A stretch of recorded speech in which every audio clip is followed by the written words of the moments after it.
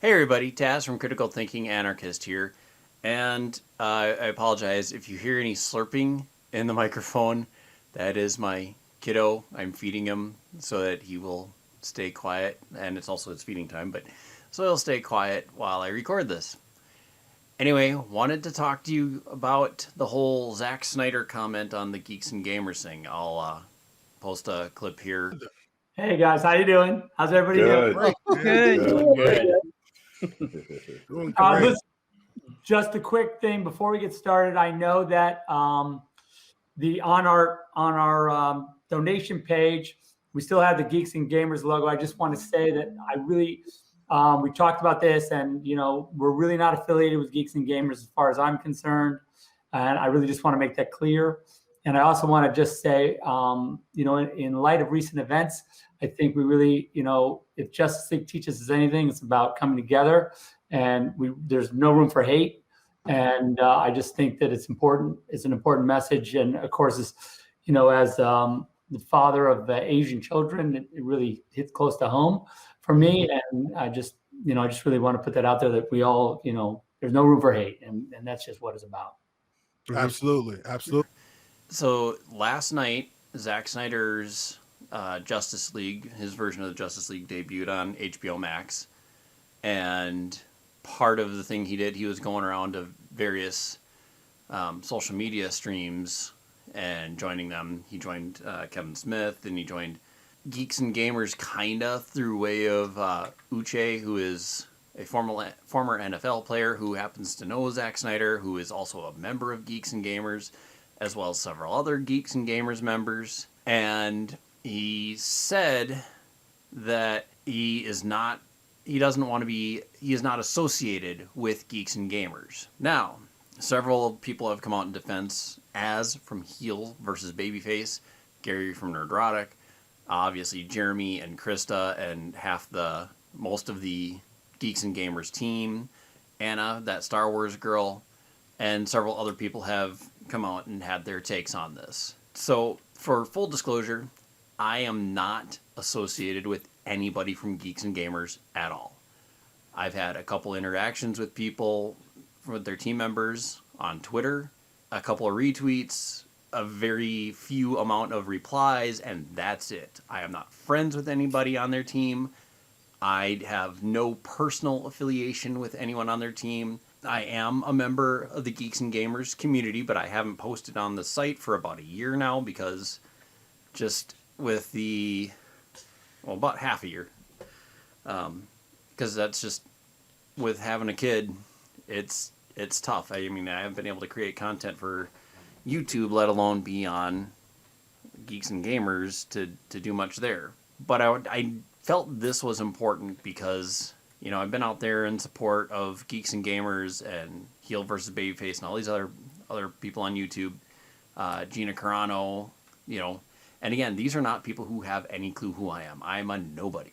And for the most part, I am just pretty much a nobody. So this is a true outsider's perspective on this. I was watching the live stream last night for the charity Awareness for Suicide Prevention, and even donated a couple bucks there to help out and get them to their goal.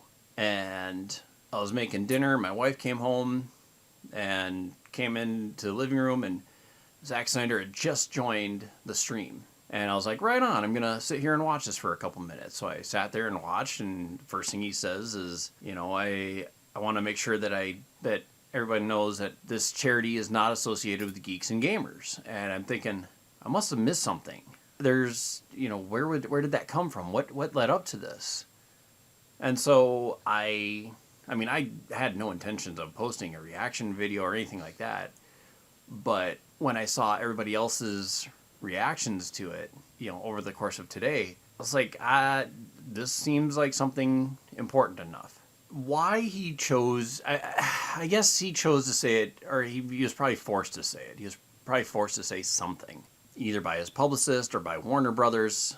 And Az has stated that Warner Brothers put a lot of pressure on him. Hearing from the back channels, Jeremy has basically said about the same thing. Anna and young Ripa have both said it doesn't matter that if he had pressure put on him. Now, we don't know what... I have zero doubts that there was pressure put on him. And we don't know what type of pressure was put on him to say something. Hearing stories from before about how controlling Warner Brothers is about everything they do, and having watched a lot of their business moves over the past 20 plus years, it does not surprise me that they have their hands in everything that their people do. Zack Snyder is a large part of the current DC universe in movie form, and I'm sure if he wants to continue being that way, he has to kind of watch his P's and Q's. Unfortunately, he is more Jon Favreau than he is Kevin Smith when it comes to their universes. And by that I mean, if you've watched the drama unfolding over the past year regarding Star Wars, and I don't mean the Marvel universe. I think Jon Favreau definitely stood up for the Marvel universe, but the Star Wars universe and the whole thing with Gina Carano and everybody else, I think Jon Favreau is probably behind the scenes a bit more animated, but he is very, very quiet in the front lines. Kevin Smith, on the other hand, when it came to Clerks and dealing with the Weinsteins, there were multiple times that the Weinsteins were going to give him a lot more money than he got for his films. The stipulation was that he had to use certain actors. And Kevin, to his credit, said, no, I want to use Jason Lee. I want to use Ben Affleck. And this is, of course, before Jason and Ben were big names. Obviously, Kevin was right. To use big-name movie stars back then would have been detrimental to the universe that he was creating, but also would not have allowed for the people that he had in his movies to become stars. Ben Affleck and Matt Damon partially owe their careers to Kevin Smith. Jason Lee could have... I mean, I'm not saying they didn't have their talent on their own, but they definitely skyrocketed off of the movies that Kevin had them in, as well as the connections that he had, because they also, were introduced to the Weinsteins for Good Will Hunting. So they got the funding and everything with Good Will Hunting. And if you look, Kevin Smith has a credit on there. Kevin Smith, I don't think, is that guy anymore, but that's a whole other issue. So the whole point being is that I think Zack Snyder, if this were Zack Snyder's, opus, magnum opus, if this was his final thing and he just wanted to be like, I just need to get Justice League out there and then I'll be good, I think he would have absolutely 100% fought a lot harder and said, screw Warner Brothers. Geeks and Gamers, I'm happy that you guys had me on. I'm happy that you guys are raising money, everything else. And he did, eventually say that obviously it's his foundation, or the foundation that he's working with. And obviously he's happy for the $75,000 they raised. But he did not come to their defense. And he threw them under the bus. First thing. It wasn't even like it was afterwards or whatever. And from, again, the back channels, from what they were saying, he's still got a lot of hell after having been on Geeks and Gamers, Uche's channel. So now what do I think of all this? As a complete outsider, I mean, again, I don't have to come to the defense of any of these people. A, they've done it as well as they can themselves, and B, I have no tie to them. I have no reason to, except that I think that people need to, because it's just getting to the point where it's so ridiculous that this constantly happens, and that these companies are bowing down to these 12, 13, 14, 15, 16-year-olds, people who have zero desire to consume anything. I mean, the sad thing is, these aren't even actual anarchists. They're social media anarchists. They just want to watch it. They just want to watch the world burn on social media. That's it. They don't actually care. They're doing it just to see if they can do it. And the fact that they're succeeding is the worst part of it all, because it hurts everybody. Disney thinks by firing Gina Carano that it hurts Gina Carano, and especially they keep doubling down harder and harder and harder on her, to the fact that they're trying to erase her completely out of existence. which makes the rest of us fight that much harder. If she were simply fired, oh well. You know, it sucks. We would have said our piece and moved on. But she wasn't simply fired. She is being erased from their history, from everything that they've done with her. And they're trying to blackball her from other projects and trying to prevent her from even having a voice, which is more, as far as we know anyway. They might have done it to other people. They probably have done it to other people, but it's more than we can say for anyone in recent memory. And Zack Snyder doing this, you know, especially after the fans were the ones that rallied around him, and Geeks and Gamers was one of the biggest voices in doing so. For Zack Snyder to throw him under the bus, it's just insane, especially without provocation. People will say, of course, well, that's easy for you to say. You're not part of a big company, and you're not part of, or at least their big company. You're not. Again, sorry for all the noise. My kiddo is just being restless, even though he's still eating. You silly kid. It's easy for you to say. You know, would you ever stand up to your bosses? Yes, and I have. My first job out of college, I worked at my local credit union, and the president of the credit union was in our office. My boss went to him trying to either get more work because she felt that the work she was doing was not enough to keep her around for a full day, or to do a job share. She didn't care which. She, you know, just like give me added responsibility, or maybe we could share I could share the job with somebody else, and that way I'm only here part-time. And he told him, either you do the job full-time or get the hell out of here. And so she was obviously dejected, and she was like, well, this obviously is not the place I want to be. I went to him.